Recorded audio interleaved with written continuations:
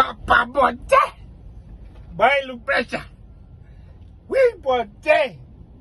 Boy, Ipad not just there telling me we outside, they're talking. And he's one of them that follows my my videos and stuff. But he say, Jeff, but how comes, he don't call me Jeff, he call me Smitty. Smitty, but how comes you don't get much support on Facebook? Your people don't really support you a lot. Like, support? I'm not on Facebook for support. You know, I make my videos, I put them on YouTube. Now and then I will put in a video on Facebook to wake people up. And I'm not saying everybody. There are those that are already awakened. They've been awakened. Yeah, so I'm not saying everybody, but some of us who need to be up, you know, I'm putting it on Facebook to wake a few people up. I'm not looking for any support. How can you be looking for something that is not available to you? So, yeah, growing up in Dominica, it wasn't that bad. It is literally getting worse. Here we are in our little blessed country called Dominica.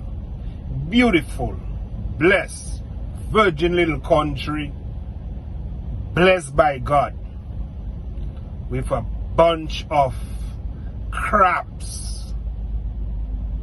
A bunch of crabs in a barrel, riding each other, trying to destroy each other. And like I always say, we are not all the same. Not everybody are like that. Not all Dominicans are like that. So foreigners, don't listen to what I'm saying and take it to a different level.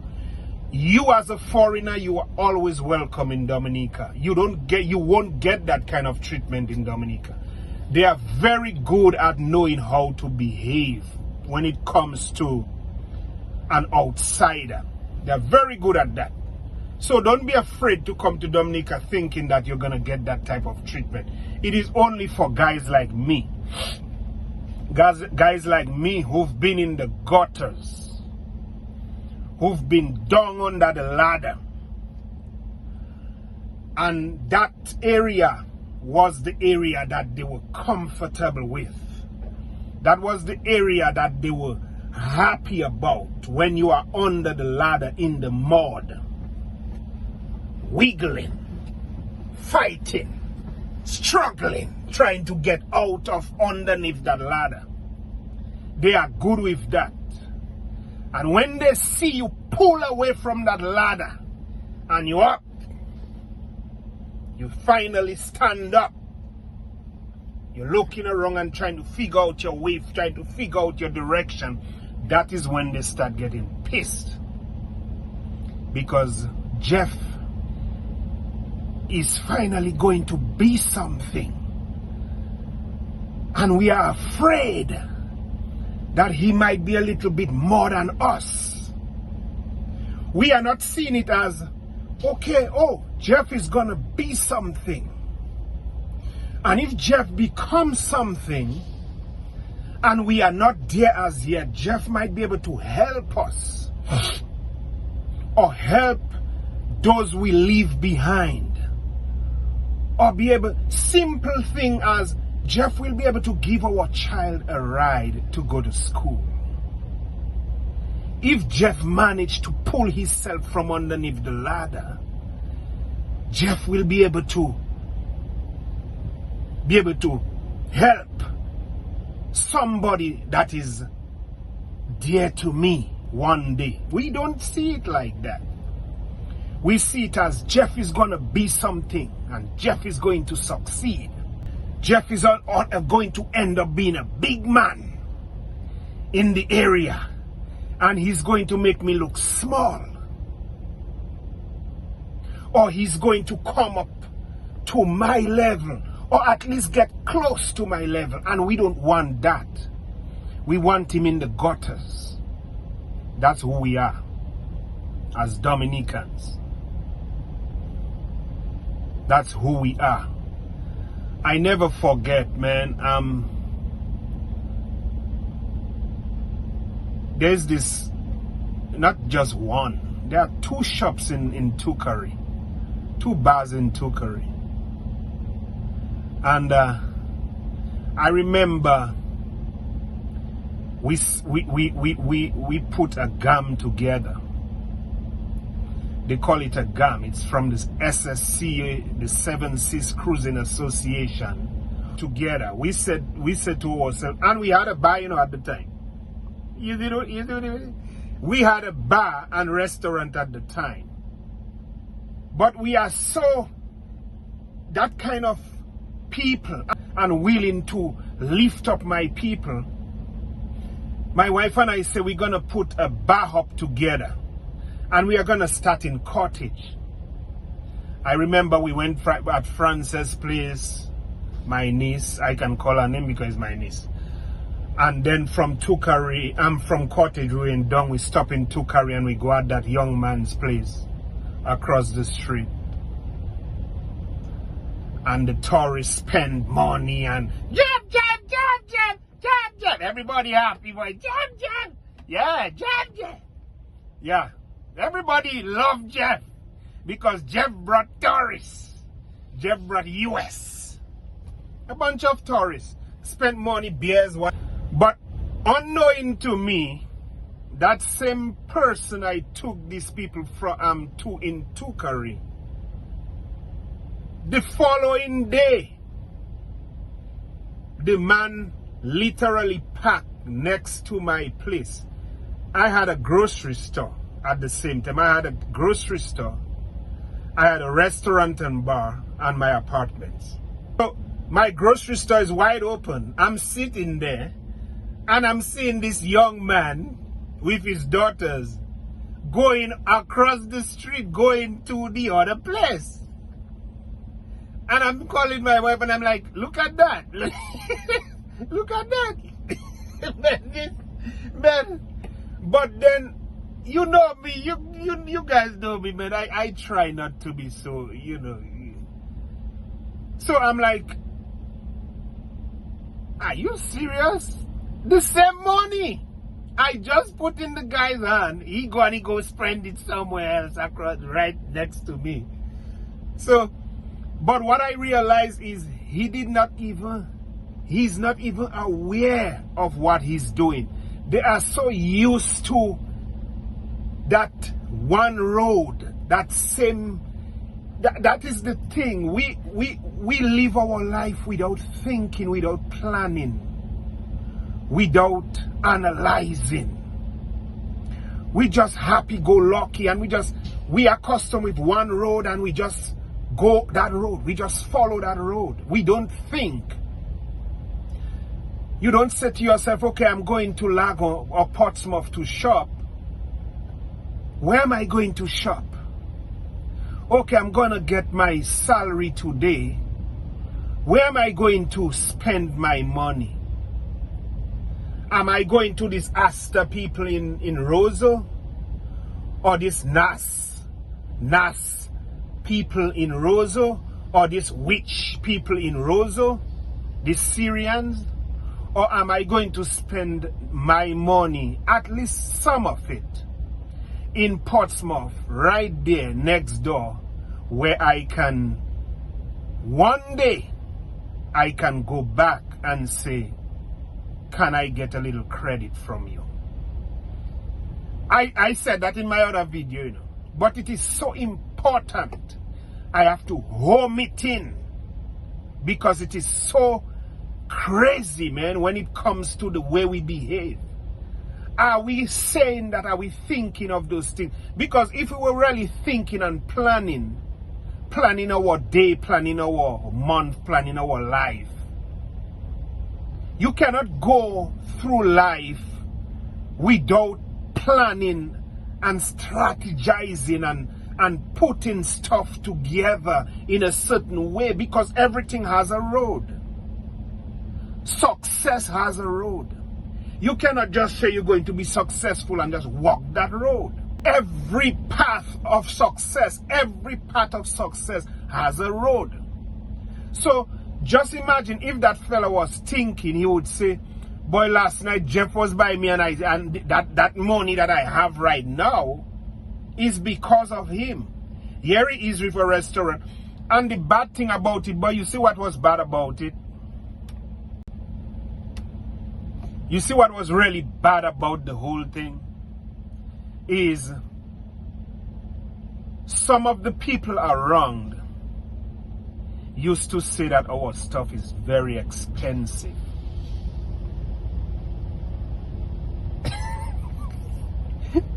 They used to say that our stuff is very expensive.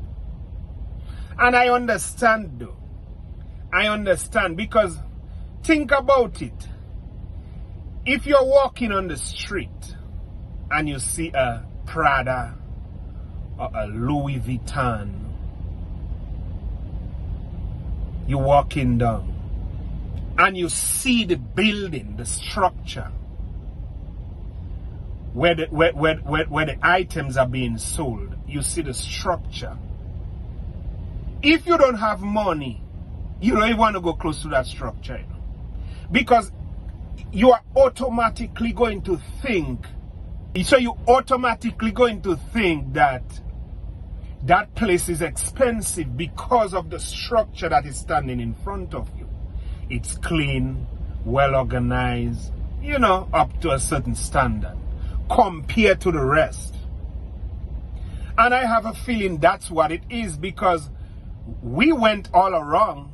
We went to Rosa, we went all around, all to the neighboring stores, and we compare prices with our prices. And when you come, most of the time, when you come, if you come with a little child, they may get a little doll, they may get a little car, they will get a little toy from us, or a little ice cream.